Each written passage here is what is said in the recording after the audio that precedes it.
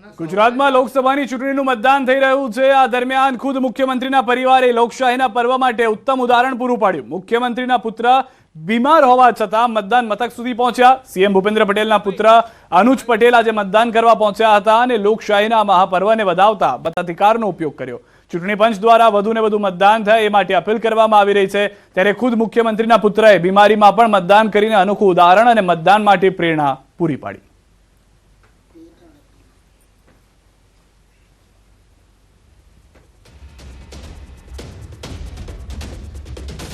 તો દ્રશ્યોમાં પણ આપ જોઈ રહ્યા છો, તેઓ જ્યારે સારવાર હેઠળ હતા ત્યારે તેઓની સારવાર મુંબઈમાં પણ કરવામાં આવી। ત્યારબાદ તેઓ અહીંયા અમદાવાદ ખાતે સારવાર હેઠળ હતા। હજી પણ તેઓ બીમાર હોવાથી તેઓની સારવાર ચાલી રહી છે, પરંતુ આ ઉત્તમ ઉદાહરણ મુખ્યમંત્રી અને તેમના પરિવાર તરફથી તે માટે પણ આપવામાં આવી રહ્યું છે કે કોઈ પણ પરિસ્થિતિ હોય, પરંતુ જે સૌથી મોટું દાન છે તે મતદાન છે અને મતદાનને સામાન્ય દાન ન સમજીને તેઓ મતદાન કરવા માટે પહોંચી રહ્યા છે।